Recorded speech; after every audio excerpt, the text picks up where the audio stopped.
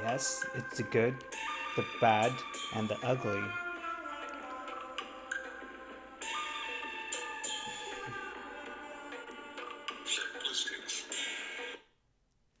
That's what social media is currently in, the ugly phase. It started with all good, to be honest. Social media started with the idea of connecting people across, the globe for that matter, or at least in a specific region. And then it transformed from the good to the bad. And now it's the ugly. The descent of social media is, in some sense, predictable. I haven't predicted it, obviously, but there were a lot of people who predicted that social media will descend after a while. Because when so many people come together, there are chances that a lot of people will create their own virtual bubbles and, don't want to listen or hear what anyone else is saying and create this division. And to be fair, I am glad that social media exists. Because without social media, first of all, I won't be able to stream this. And second of all, I won't be informed of what so many successful, amazing people who I want to follow and see what's going on in their life are actually doing. So, social media is super, super beneficial. But like every other tool, this is being misused right now. Politically, obviously, but also socially, culturally as well. The good part of social media is that it connects the people from anywhere, across the globe. Like if you have a means to connect to internet, you can sign up for social media platform, almost any social media platform. If not, at least the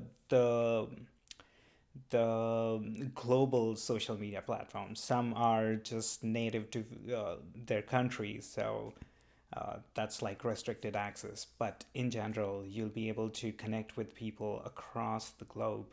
So that's a good part of it. Never in the history of humanity we had this capability of talking to someone, who may be like on the other side of the globe, that exists right now. Uh, the the transmission of information has become so cheap that relatively sending information across thousands of miles is free, basically. So that definitely is a revolution, and it's a good thing.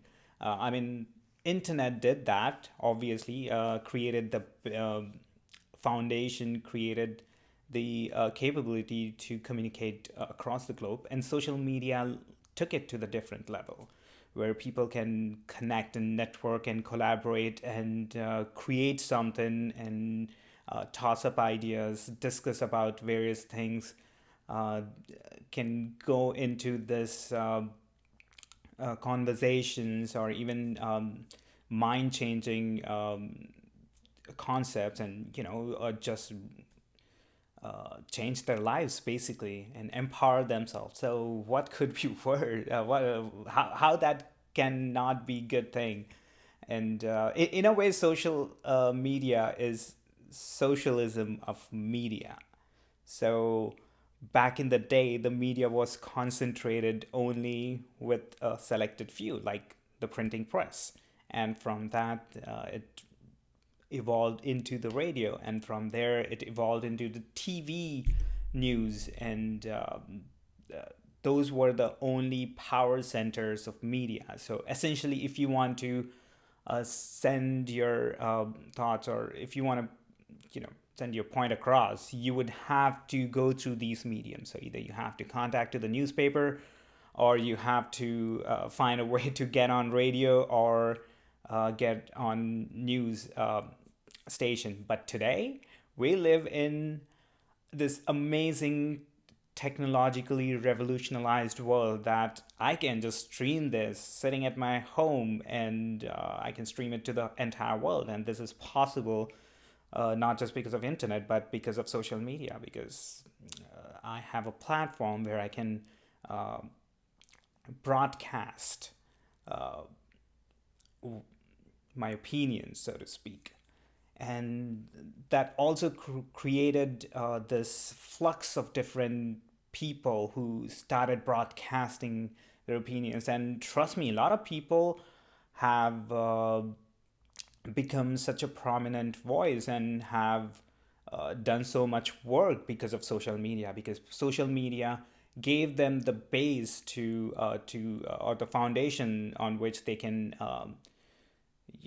empower themselves by creating businesses, by say running for office, or even putting up their opinions for, even based on like read their research or whatnot, to the world, instead of like going through a restricted channel. So social media is good. However, the bad part always creeps in. And the bad part of social media is that because everyone can express their opinion, uh, a dummy like me can also talk about anything I want, things which I'm not knowledgeable about, things which I'm biased about, and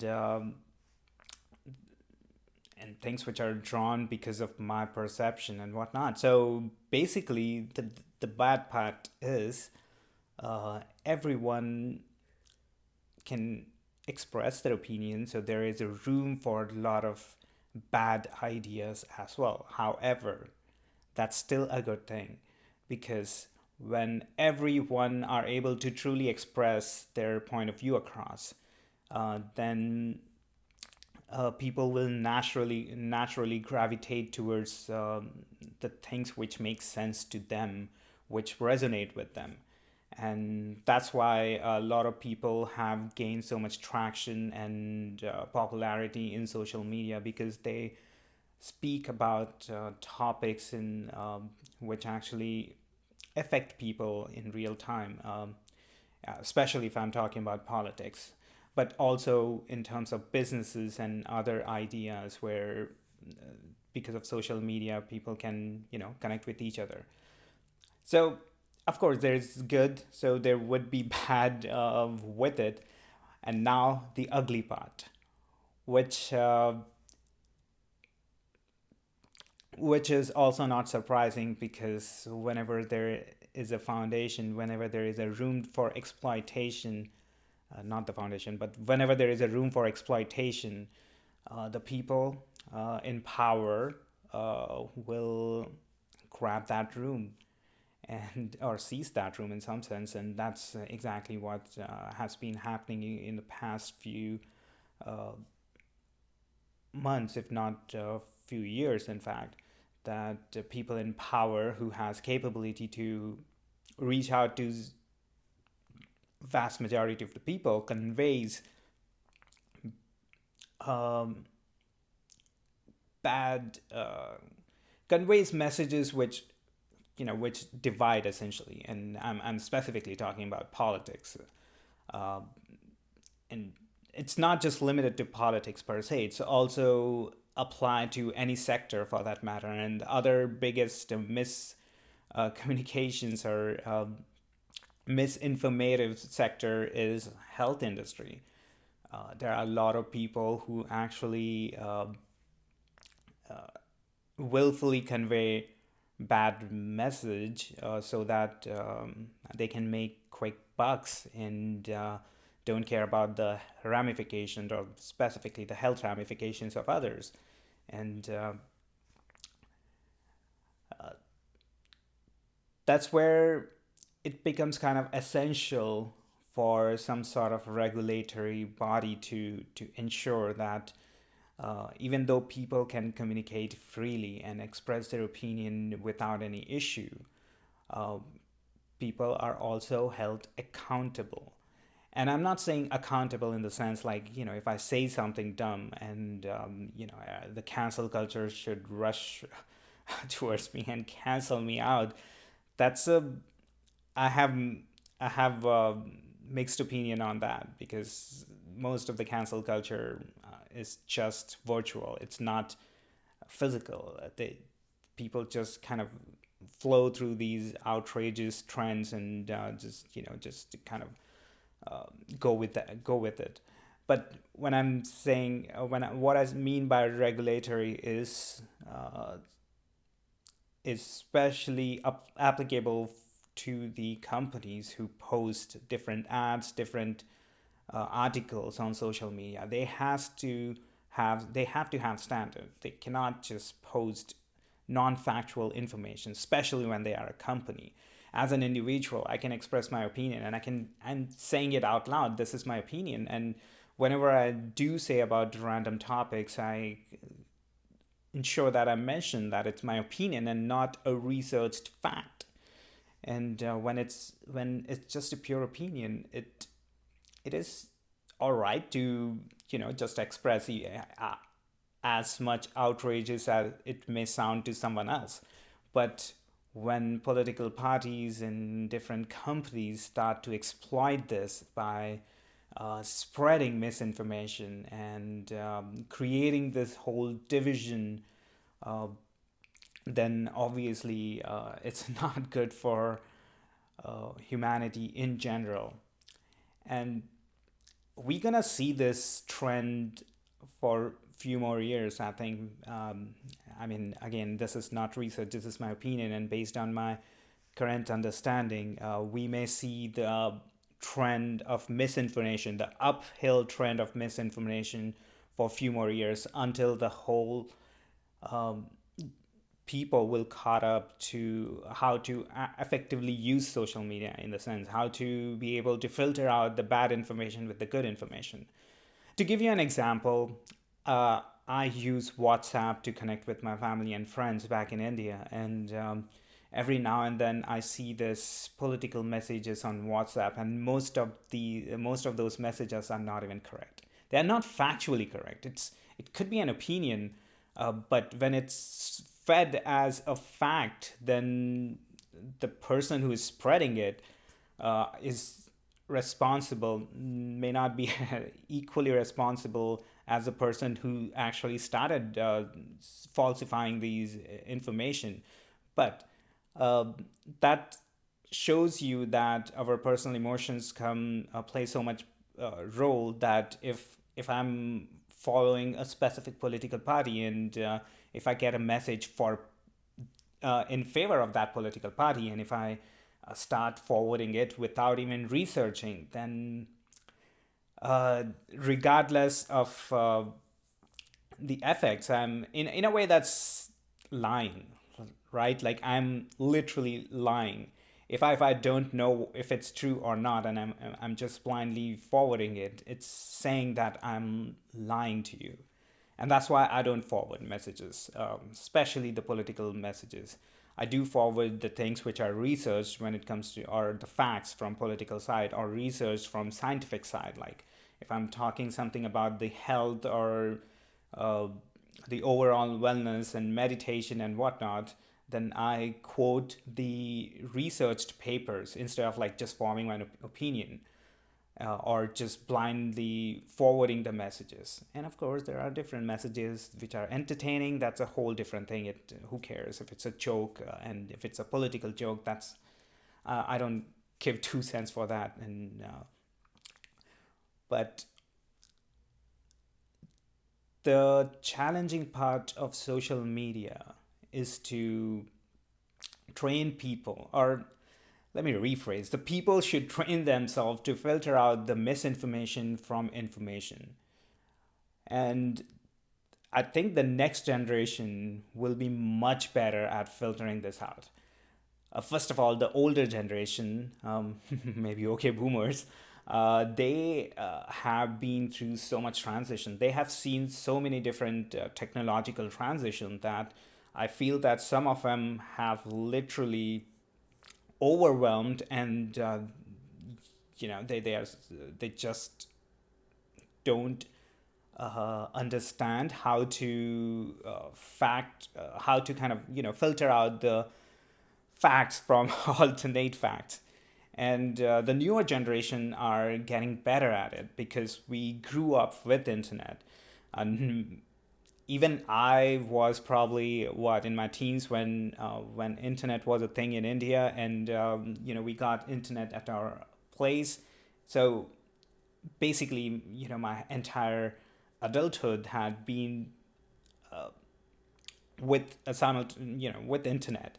So I understand how to surf internet and look up for the facts from the alternate facts, whereas most of the older people which I've seen have not get to the level where they can filter that out. So that's another ugly part, because now it's so easy for them to just forward anything within a couple clicks, and they can just start spreading these viruses, informational viruses, which actually create more chaos and division. Now, when it comes to fact, even if I look up online for any, say, political article, there could be 10 different articles. So it's almost impossible to kind of filter out based on that. And that's where I rely on experts. And when I say experts, I'm not just quoting the traditional media of newspapers or news media, but also a lot of personalities on social media, because this is the best possible use of social media to kind of already look for the people who have a pattern of being right on the on the topics, and have been able to factually dissect the information from misinformation, and or information at large from all the chaos out there, and then give us or feed us the right information. So I rely on a lot of those social media personalities to feed me the right information when it comes to politics. And yeah, you can say that I'm in my own bubble, and the bubble which I choose to be in. And to be honest, I'm comfortable stepping out of that bubble, because I'm not married to one specific ideology, because that would be stupid. Depending on the agenda, depending on the topic, the resolution for the problem would be different. If you ask me the solution for health industry, I would say, yeah, healthcare for all. The healthcare should be the basic right of every single being, because if we choose to let other beings die, or in specifically human beings die, when we can choose to do something about it, it's a loss of life. It's it's an unwanted loss. But when it comes to some other industry, like let's just say a clothing or textile industry, I definitely don't want government anywhere close to it, unless it's breaking any rules and laws of, like, um, which affect environment. It should be it should be decided by the market. So if I can manufacture the best quality of clothing line, then the customers will automatically approve it, and I'll be one of the leading manufacturer. And so depending on the markets, of course, there has to be different solution applied to each and every market, and there is no one cap fits all. There is no one thing which fits every single policies, and that's where people are kind of caught up in this whole ideological narration. Like, either they are in, like, capitalistic boat, or they are in communistic boat, or socialism, or crony capitalism. Like, there's this huge spectrum of politicalness, and people are kind of stuck within those bubbles. And in some sense I am too, for majority of my point of view. I'm stuck in a specific ideology, but when I'm uh, expressing that, it's coming from a good place. It's coming from wishing well for the people, like healthcare for all. I hope that everyone have a good health so that every one of us can experience and enjoy this life to the fullest, because who knows how long we all gonna live, or how long I'm gonna live. And if I die tomorrow and without living my life, then what's the point of uh, coming into existence in the first place? And if I have to suffer throughout my life because of, say, some health issue, and not having money because I was randomly born into a place where I don't have enough money to take care of my health, then is that life even worth living? Right? So, different topics needs different solutions. So, obviously, there is no one solution for everything. And also, social media is also highlighting one important aspect of our attention span, because if you look at it, there are different spectrum of attention, and you can see people um, who gravitate towards, say, longer conversation, are patient enough to kind of sit and juggle with different ideas. Like if you're listening to if you're still listening to what I'm saying, like you've been watching me for past 15 minutes or so.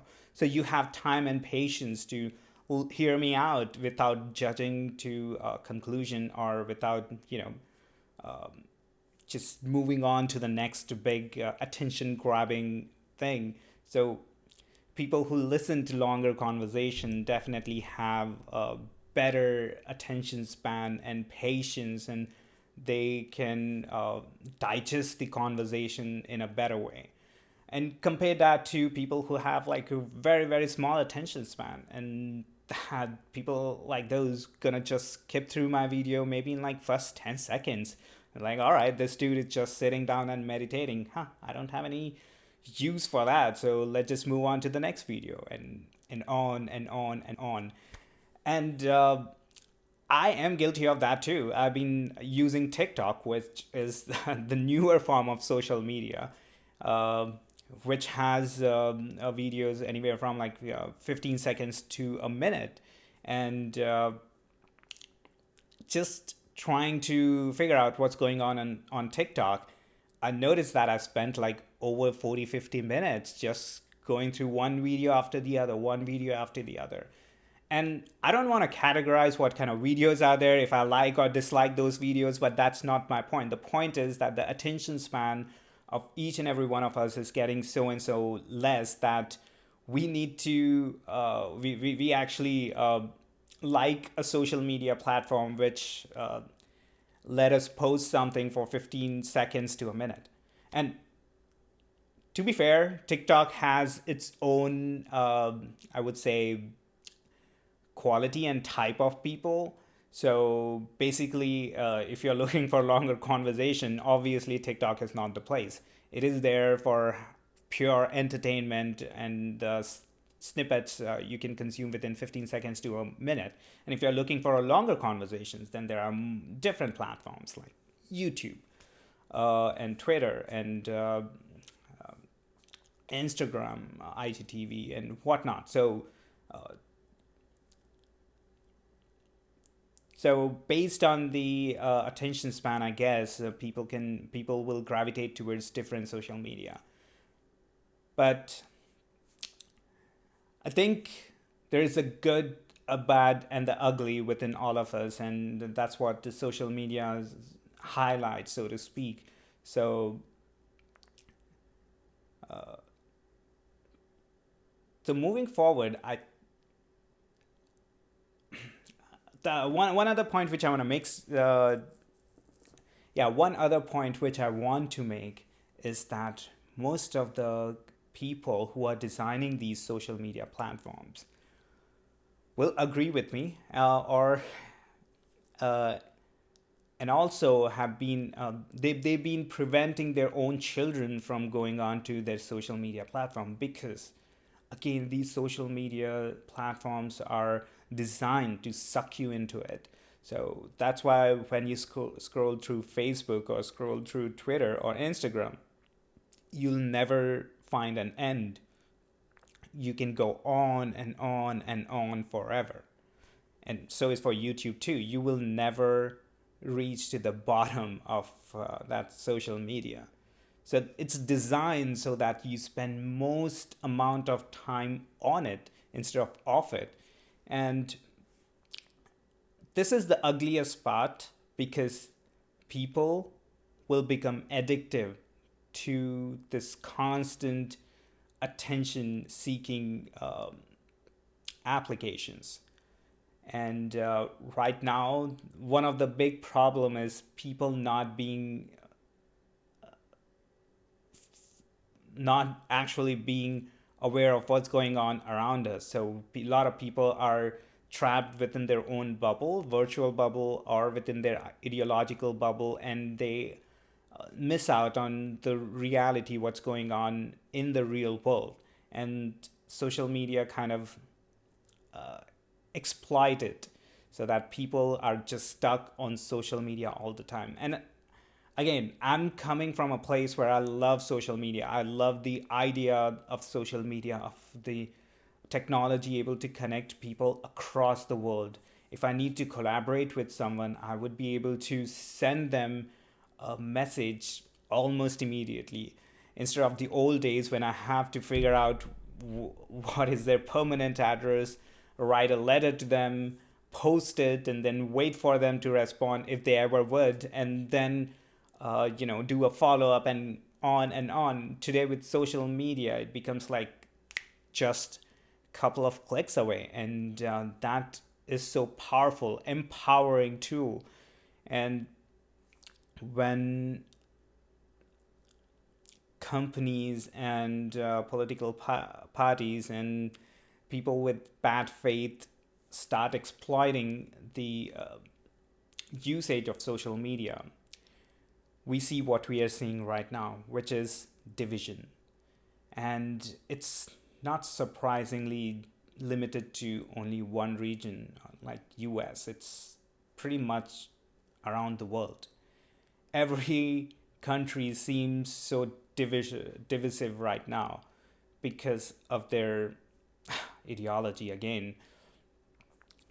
And I think people would go along better if they just talk to each other. If we can just meet in person, or even have a conversation on social media, a like a phone conversation or FaceTime, or video conversation, instead of just typing in 5, 10 different angry words and expressing your outrage, and say and feel better that you did something.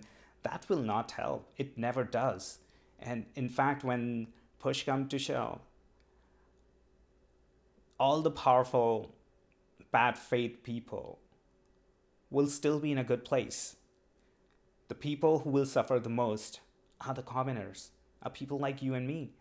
Where would we go if we burn all the bridges by just angrily fighting over some nonsensical point on social media? Where would we go if we just start calling each other names? Where would we go? I mean, it can happen in real world as well, obviously, but the in real world, whenever there is a conflict, uh, people can sense each other better. Like, if I'm having a conversation with a specific person, and if she's happy, I can sense that. If she's angry, I can sense that, based on tone, based on the body language and whatnot.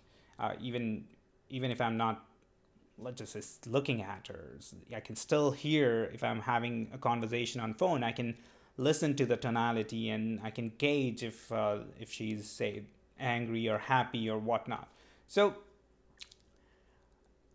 having real conversation will always trump uh, typing tweets on Twitter or comments on Facebook and YouTube and random places.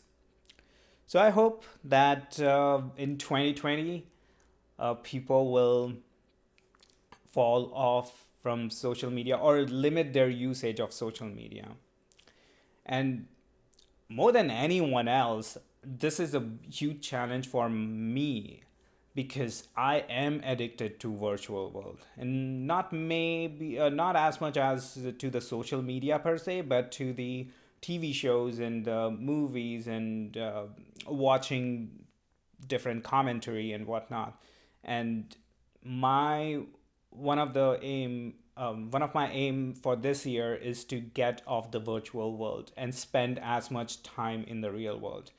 And for the past 2 3 days, I can't tell you how many times I was on social media and I was like, I don't have to do this. In fact, I should be off that. And I like, I came out of social media and like uh, just spent like 10 15 minutes doing this chores, random things. And then again, within 15 minutes, I was back in that app. So it's real tough. It is. Uh, and I've been listening to a lot of different high level performers, how they manage their social media consumption. And trust me, a lot of them say it outright that they have their social media time, so to speak. So they are on social media for a limited time, and after say 8 p.m. or 9 p.m., they just turn off the phone or social media altogether, and just spend much more time in the real world. And that's where I want to head towards. See, one thing which I learned is if you want to get somewhere, follow the footsteps of people who are already there. You don't have to do the exact same thing, but you can follow the essence. So if someone who is a successful, in that's still a relative term, if they are successful and they are telling me that the important things for them, uh, even though they have like plenty of money, plenty of resources, plenty of connections, and still the important thing for them is good sleep, good exercise, minimum amount of time on virtual world, more time in real world, reading books, uh, conversing with different people, doing more activities, and connecting with people in real world. And if they are doing it at the level where I want to be, then it's very clear where what I should be doing. And I actually urge you all to do the same thing. Like, go and whatever you want to become or want to be, regardless of your current situation, look up for the person on the top and see what they are doing right now. I'm not saying follow the path how they became on the top, but see what they are doing right now, because what they did 5 years back may not be relevant as much in today's time. So there is no use of doing what they did 5 years back, but do what they are doing right now. So my biggest aim, uh, talking about resolution, even though, like I said in last video, I don't believe in resolutions, but I am gonna follow these people, or at least hear them out and see what is their logic behind doing what they do, and adapt some of those qualities, and then just stick with it, consistently keep doing it, and experiment with it. So I know I went from social media conversation to a whole different conversation, um, but all I want to end this topic with is social media. It's a beautiful, amazing tool. If you can use it well, it will bring abundance. And if you fall in a trap and if it started using you, then yeah, then you might feel that things are not looking good for you or in general. So take a break, even while watching this, just hit pause, stop, or whatever, and keep your phone aside, and then take a deep breath, meditate for 5-10 minutes, and let your brain reset for a while, and then go back to your day. And that being said, I have to meditate. It's already super late. Wow. So for the next hour, you're gonna watch me meditate using Vipassana technique. And Vipassana technique is very straightforward. I'll be focusing on my breath and body sensations. And whenever my thoughts take me to different places, which it will, I will bring it back to this reality and focus back again on my thought and body sensations. That being said, I have actually taken more time than I thought I would, so I have to cut short on my meditation time because I have to be somewhere else. So I won't be meditating for an hour today, but I'll be meditating for around 45 minutes. With that note, I'm gonna get started. Enjoy.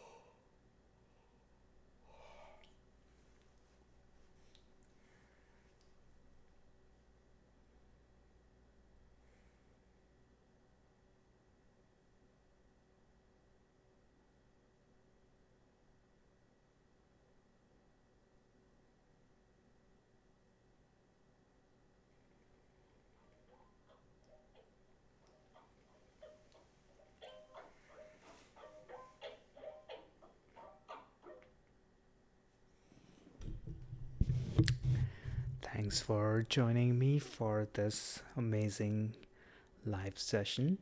And until next time, stay peaceful.